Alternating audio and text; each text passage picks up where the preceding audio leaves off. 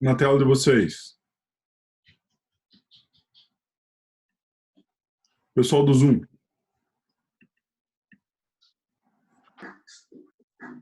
O slide, aula 11, introdução aos processos fermentativos. Ok, beleza. Só deixa eu liberar aqui a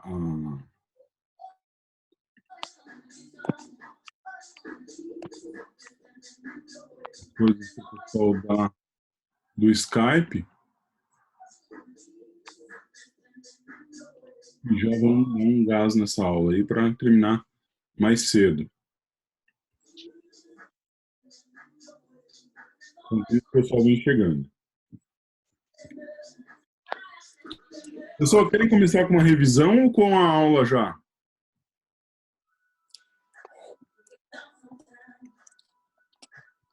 Hein? Alô? Pode ser uma revisão, professor. Revisão vai facilitar alguma coisa? Sim. Vai, porque estamos um pouco perdidos na sua matéria. Então, hoje eu vou passar um capítulo do livro e depois eu vou passar para vocês algumas outras dicas que daí vocês não vão mais ficar perdidos. Beleza? Eu vou apresentar para vocês exatamente o que dá para a gente fazer de estudo e ter um bom resultado. E como nós vamos aplicar esse conhecimento.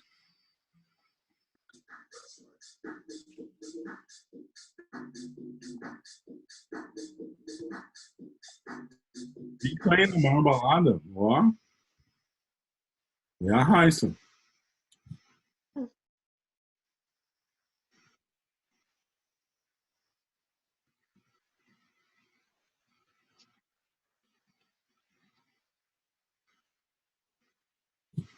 Então, para começar a revisão,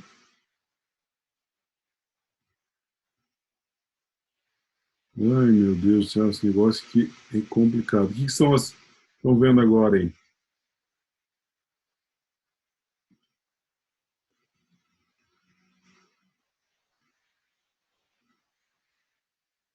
Agora estamos vendo a tela do seu computador carregando. Está carregando, exatamente.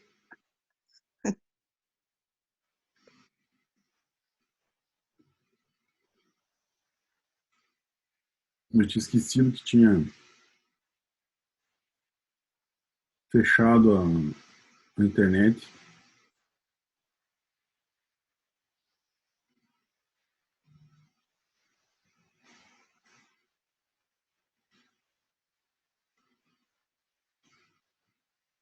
Então, pessoal, vou fazer uma rápida revisão aqui, mostrando tudo. Então, o que eu estou apresentando para vocês aqui?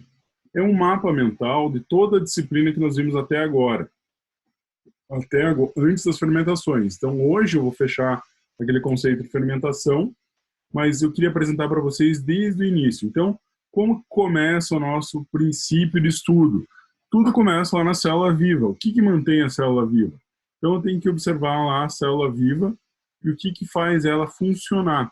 Que, basicamente, eu tenho que avaliar o metabolismo dela, as vias metabólicas presentes numa célula, seja ela do micro-organismo, seja ela do nosso organismo ou de um outro organismo de nosso interesse. Ok? E daí o que acontece? Quando você junta célula viva e enzima, quando você junta o metabolismo e a célula viva, você precisa das reações bioquímicas. Só que para ter uma série de reações fazendo um metabolismo, essas reações têm que ser rápidas, coordenadas e precisas. Elas não podem ter uma variação muito grande, ok? Então, o que é a principal objetivo das reações bioquímicas? Primeiro, é a obtenção de energia. Como que ela obtém energia? Através de reações químicas. Para quê? Para obter ATP.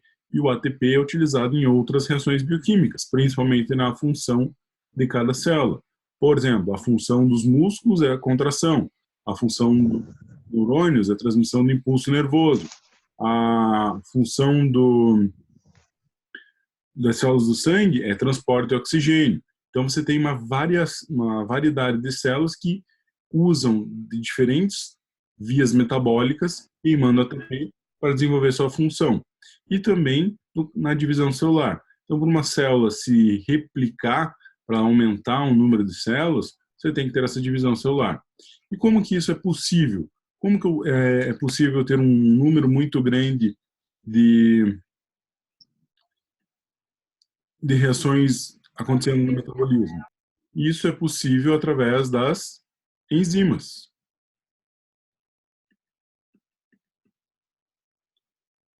Opa!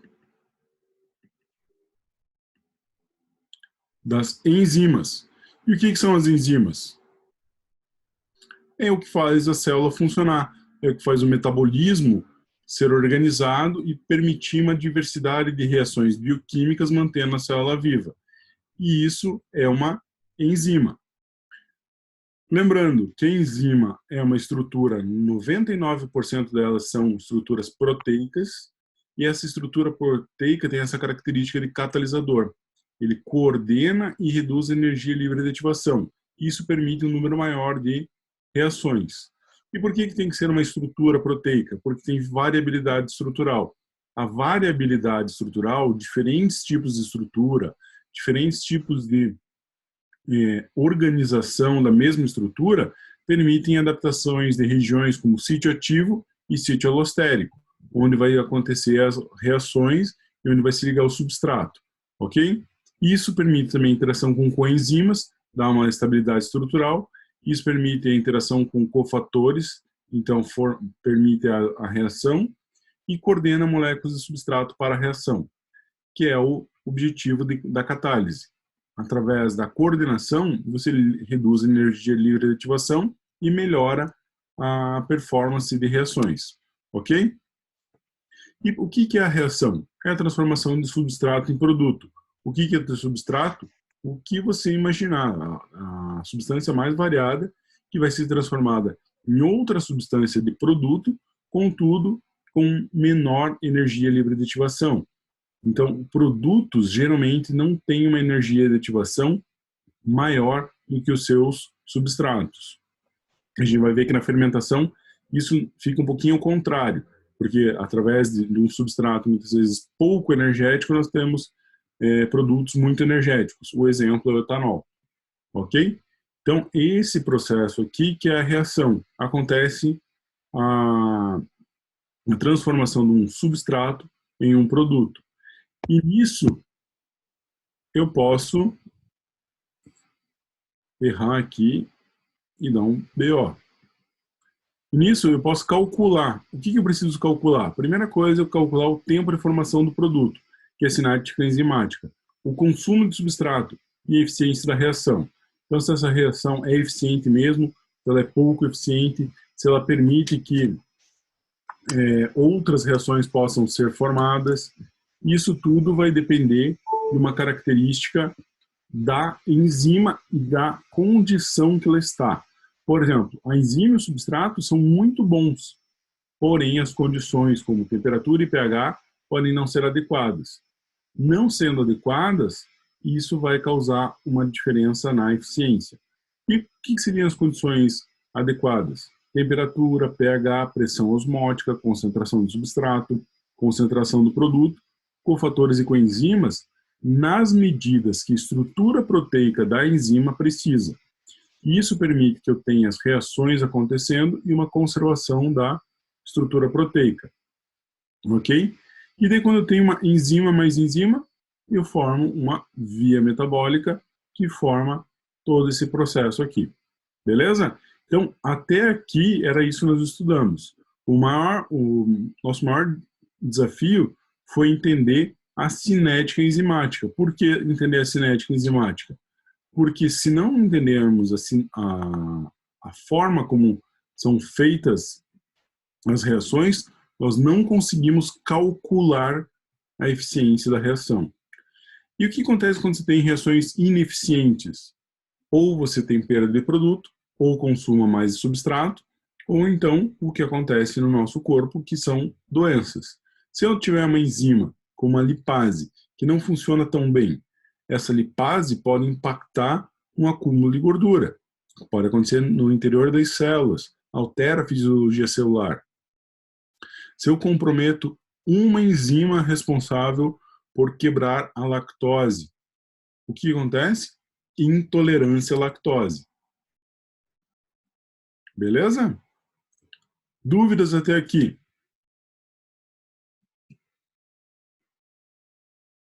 Só na hora da prova. Ah, mas na hora da prova...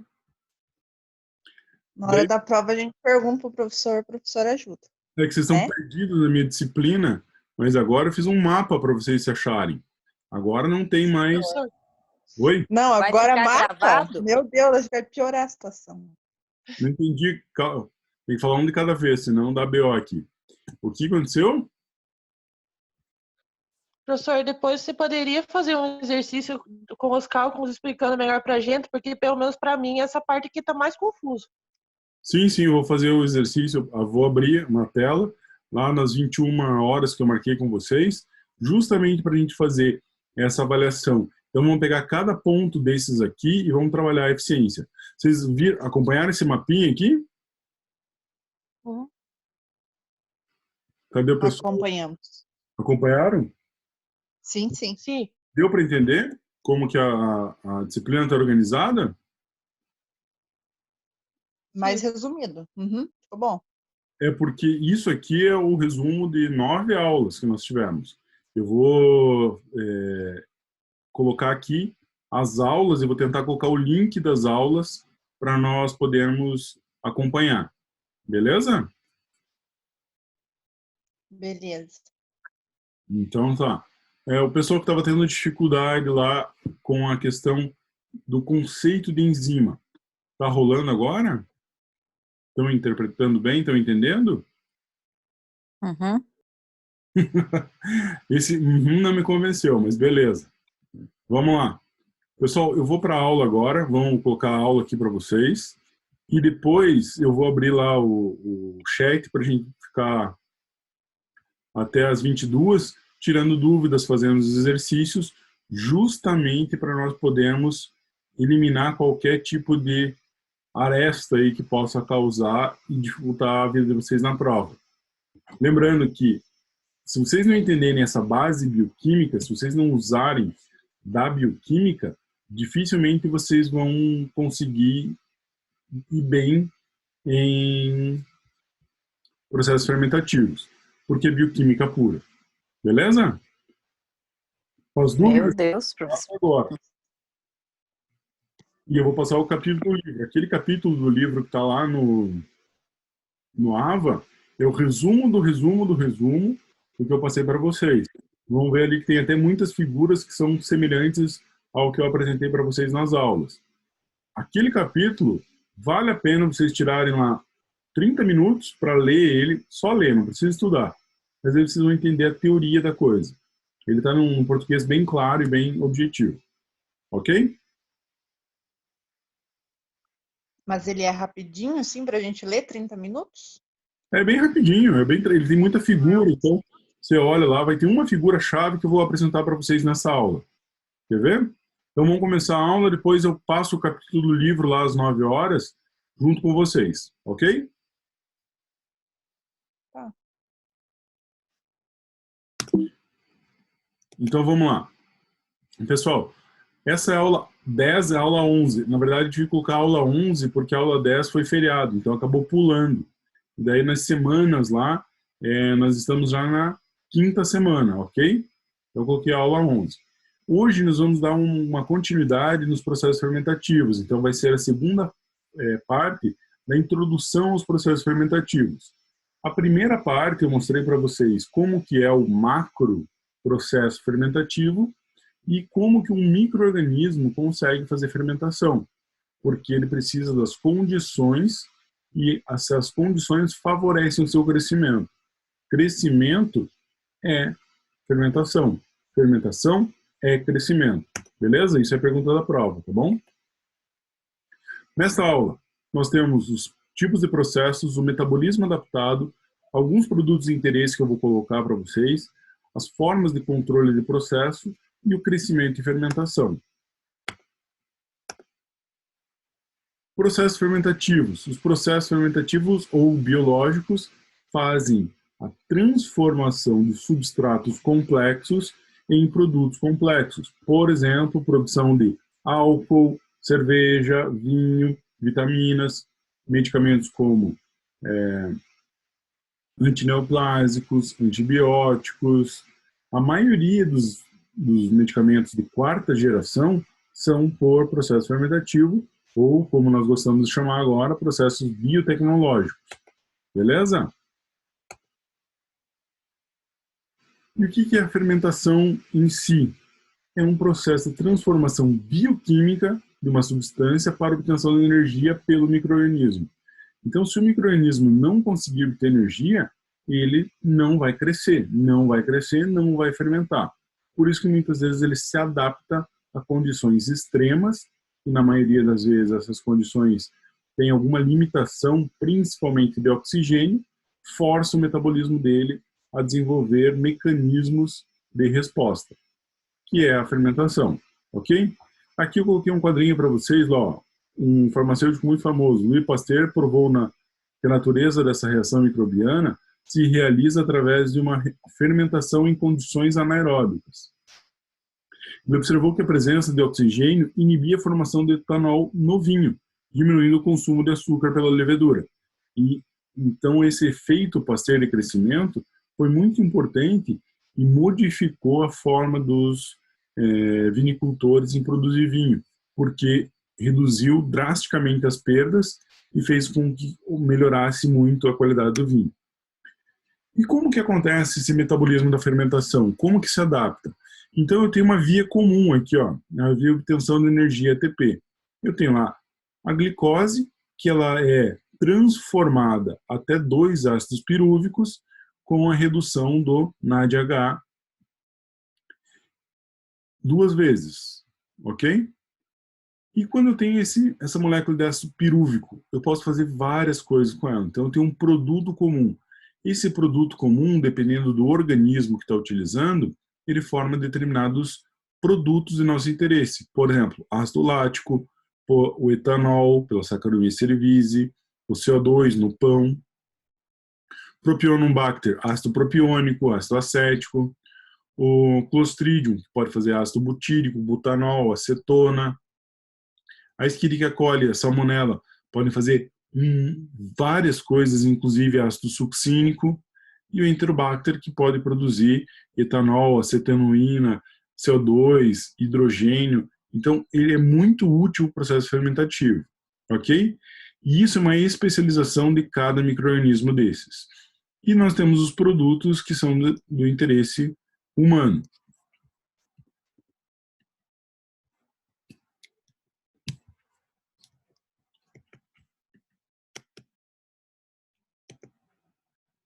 E como que esses metabolismos se adaptaram? Então, um dos estudos mais relevantes sobre a fermentação foi um estudo recente de proteômica, mostrando que os micro-organismos só se adaptaram porque eles tiveram tempo e tiveram condições favoráveis ao seu crescimento. Então, você tem várias questões lá, ó, em reações que fazem a reoxidação do NADH para a obtenção de alguns produtos, principalmente os ácidos carboxílicos, o lactato, o etanol e o glicerol. Ah, posso obter glicerol por fermentação? Pode, é uma das formas mais comuns de obter glicerol. Vocês observem que o glicerol vem antes da triose fosfato aqui, que chega antes do piruvato. Beleza? Então eu tenho os equilíbrios diferentes para cada micro-organismo.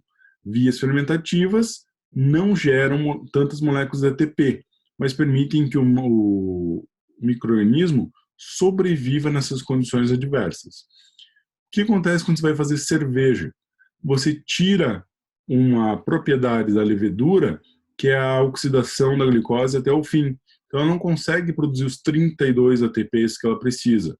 Ela vai trabalhar com menos ATPs. Ela vai trabalhar aí com em torno de 12, através da quebra da molécula do piruvato. E isso tem que ser suficiente para ela tocar o seu metabolismo. Ok? Não vou entrar a fundo no metabolismo, mas eu gostaria que vocês soubessem alguns produtos que nós vamos apresentar para vocês. Na próxima aula, eu vou comentar com vocês, principalmente do ácido propiônico, do ácido lático e do etanol. E vocês têm que saber o mínimo da via bioquímica, porque isso é de interesse farmacêutico. Por exemplo, eu quero fazer um novo processo biotecnológico para uma nova droga. Eu sei qual que é a via que eu posso alterar no micro-organismo. A fermentação do micro-organismo mais o substrato. Então, para a fermentação, eu preciso das funções orgânicas em perfeito estado.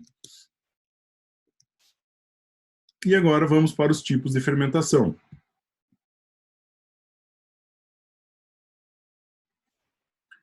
Os tipos de fermentação. Eu destaquei 3 fermentações que nós vamos nos dedicar a entender. Fermentação alcoólica, fermentação lática e fermentação propiônica. Ok? E essas outras 3 que sobraram, essas 3 aqui, acetonbutílica, butanol isopropanólica e ácido cítrico, são de interesse industrial, contudo, nós vamos abordar elas superficialmente em uma única aula, só para vocês conhecerem. Ah, mas eu queria conhecer melhor, professor, essa fermentação butanol isopropanólica, porque eu li num artigo lá da revista FAPESP que esse é o processo fermentativo que possibilita a formação de novos fármacos. Os biofármacos vêm deste processo fermentativo. Beleza, eu vou marcar com vocês horários específicos para nós trabalharmos nisso. Eu quero disponibilizar para vocês algumas tendências de pesquisa e até ajudar que vocês me ajudem a escrever um artigo sobre biofármacos, porque isso, depois desse Covid, vai ser muito importante. Ok? Vamos para frente, antes que acabe o tempo aqui do nosso Zoom. Opa! Fermentação alcoólica. Pessoal, qualquer bebida alcoólica é feita por esse processo. Na verdade, o que você faz? Transforma o piruvato em etanol através desse processo aqui. Lá na aula que eu passei para vocês do YouTube, eu explico a característica dessas 2 enzimas e a necessidade de ter dela. Como está explicado lá na aula, eu vou deixar aqui só alguns comentários bem superficiais e vocês foquem lá, qualquer coisa me escrevem no WhatsApp e eu respondo a pergunta, ok? Então, esse processo aqui é o processo mais utilizado no mundo, o processo fermentativo mais utilizado. Por quê? Ele tem uma molécula que é de nosso interesse. Olha só, como interessa a nós. Para alguns interessa isso, para outros interessa isso. Mas para a maioria do mundo é muito importante ter contato com o etanol. Ainda mais numa sexta-feira. Cadê o nosso amigo Valdez? Fermentação do ácido lático. Fermentação do ácido lático ela é muito relevante para a conservação, principalmente de frutas, geleias e xaropes. Também para o refrigerante. Alguns pesquisadores têm estudado o uso do ácido lático em proporções baixas no tratamento de infecções.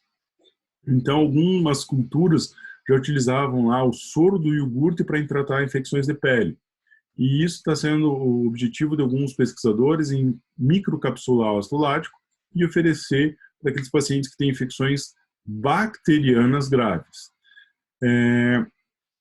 Um estudo, inclusive, aqui da Federal do Paraná começou a estudar as propriedades do ácido lático no combate da candidíase, mas ainda não tenho resultados. Eu sei porque eu vi a apresentação de projeto desse estudo, ok? Mas basicamente é isso. E o que ele faz? Converte o piruvato, através de uma enzima que vocês devem conhecer bastante da bioquímica clínica, que é a lactato desidrogenase, em lactato. O lactato, por equilíbrio químico, vira ácido lático. Fermentação acetobutanólica. A acetobutanólica, ela produz butanol e outros ácidos carboxílicos, principalmente o butanol, para formar a borracha sintética. Isso mudou a indústria do pneu na década de 50. Ok? Então tem esse Clostridium acetobutílicum que faz esse processo. Fermentação butanol isopropanólica. é muito importante para a obtenção do isopropanol. O isopropanol, ele é um dos ingredientes muito utilizados na indústria da perfumaria e dos cosméticos, pela sua estabilidade e poder conservante. E a fermentação propiônica, que é responsável por dar os sabores específicos aos queijos, principalmente o queijo gruyère e o queijo emmental. Eu tenho esses tipos de micro-organismos que fazem a fermentação propiônica e produzem diversas substâncias através do consumo do piruvato. Essa fermentação aqui também é do nosso interesse, porque através do ácido propiônico eu posso ter uma diversidade de outras moléculas, inclusive moléculas que têm propriedades farmacológicas. Ok? E, pessoal, para fechar, era o produto. Então, desses produtos, eu tenho uma formação de produto que indica a forma de eu modular o processo de fermentação. Eu posso ter uma produção de biomassa, então eu quero lá os micro-organismos viáveis para eu consumir. Está sendo bem utilizado aí a reposição de microbiota intestinal.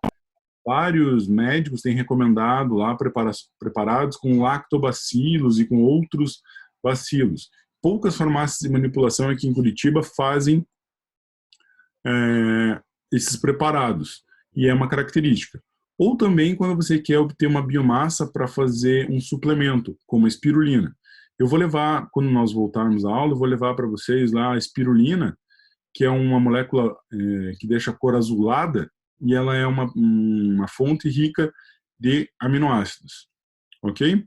Produção de metabólitos celulares, enzimas, anticorpos, hormônios, proteínas recombinantes, então lá tenho como produzir proteínas humanas em bactérias, tenho como fazer a produção de enzimas específicas, principalmente para a indústria, e tem a biotransformação.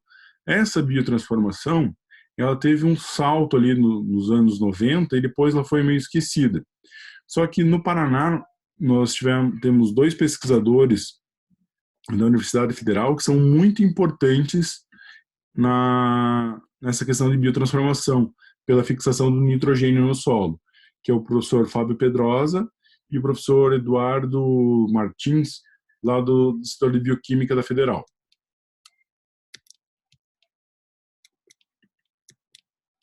Ok?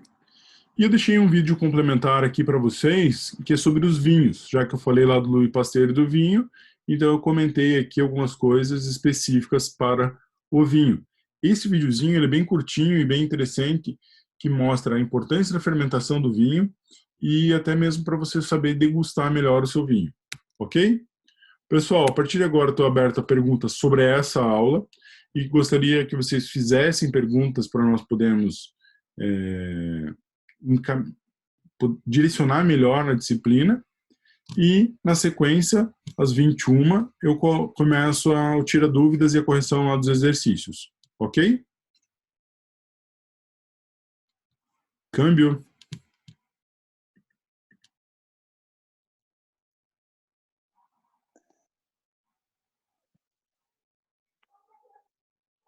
Câmbio. Pessoal, Professor, não sei nem o que perguntar. por que não sabe o que perguntar?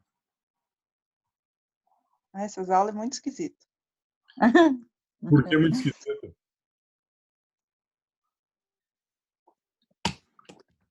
Não está vendo isso na farmácia?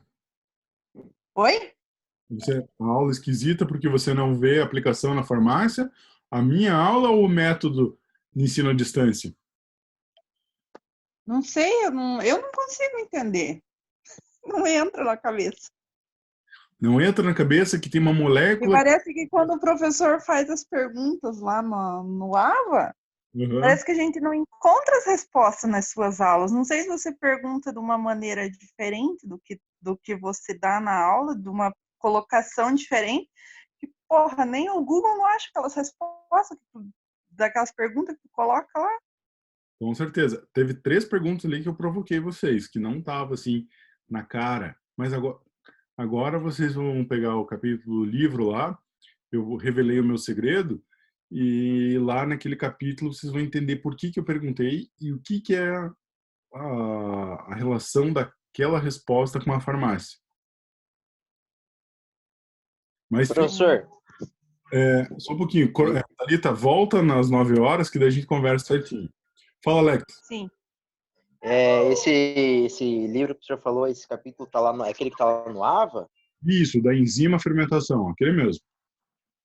Eu confesso também, professor, que tipo, as aulas em si, EAD já é difícil, né? Porque a gente não tem interação aluno-professor da mesma forma que é numa sala de aula, né? A matéria do professor em si já é difícil. Ah. O assunto é complicado e a interação não é mesmo com uma sala de aula, né? Por isso que tá gerando, assim, a matéria do professor, eu acredito né? Na minha concepção, que é a mais difícil que a gente está encarando aí pelo AVA. Sem sacanagem. Não. É porque são conceitos muito ímpares. Você não tem por exemplo, não é uma sequência lá de bioquímica, alguma coisa que tem uma relação de fármacos. Ela é uma característica única da enzimologia. Então, eu tenho que entender enzima, tenho que entender micro-organismo para entender o que eles fazem em si e usar isso como ferramenta. Uhum. Eu vou colocar um tópico para vocês, que vai ser vou adiantar uma aula, que é a aula sobre enzimas de uso clínico, e daí vocês vão fazer a relação. O que nós estamos vendo até agora são só conceitos. Por exemplo, para vocês os conceitos aqui de fermentação, né? Esses conceitos de fermentação que vocês estão vendo agora, e travou aqui, ó.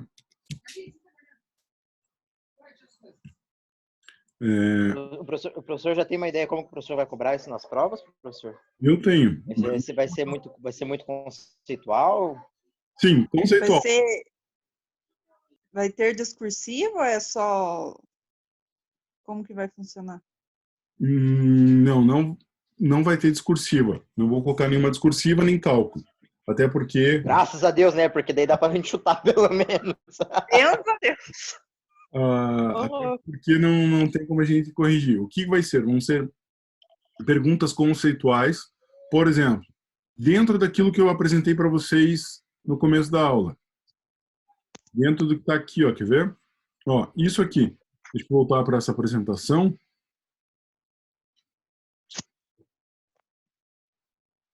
Esse slide que o professor utilizou hoje, a gente vai ter ele disponível? Esse aqui?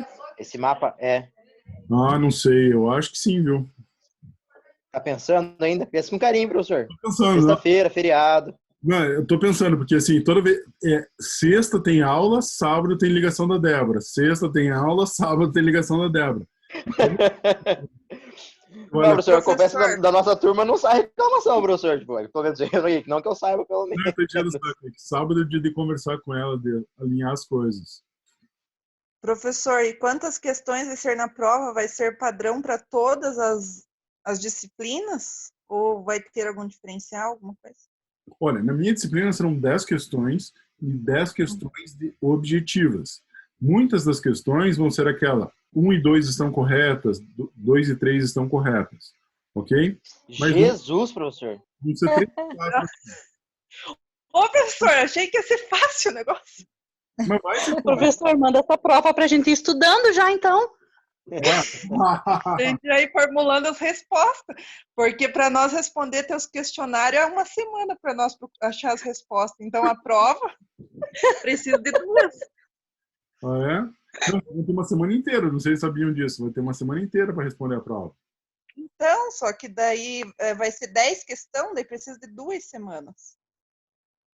Se 5 questões suas, a gente levou uma semana para achar as respostas. Nossa, olha, na verdade... Vai dando umas dicas aí.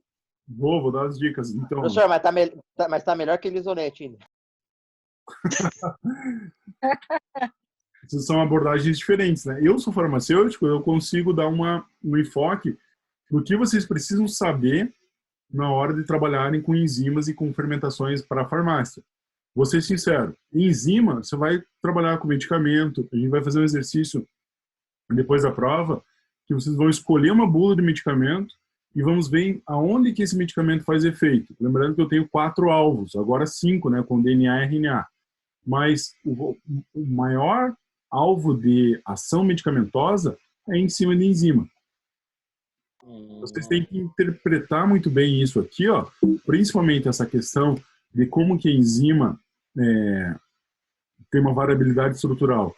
E é cinética, porque ó, tem tempo de formação de produto.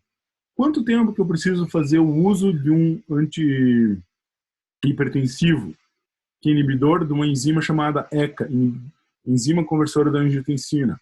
Tudo isso vocês vão ter que ter uma noção de enzimologia para poder aplicar na farmacologia. Beleza? Pessoal, beleza, professor. Um minuto aqui no Zoom, vai cair, e daí eu peço a todos que voltem no Zoom, eu vou mandar novo convite eu vou colocar 21h05, para a gente ter até 21h45, só para tratar dos assuntos de exercícios, formas de cobrança e fazer as revisões. Eu vou apresentar esse slide aqui de novo, ok? E também eu vou passar para vocês essa aula que eu acabei de dar lá pro WhatsApp via YouTube.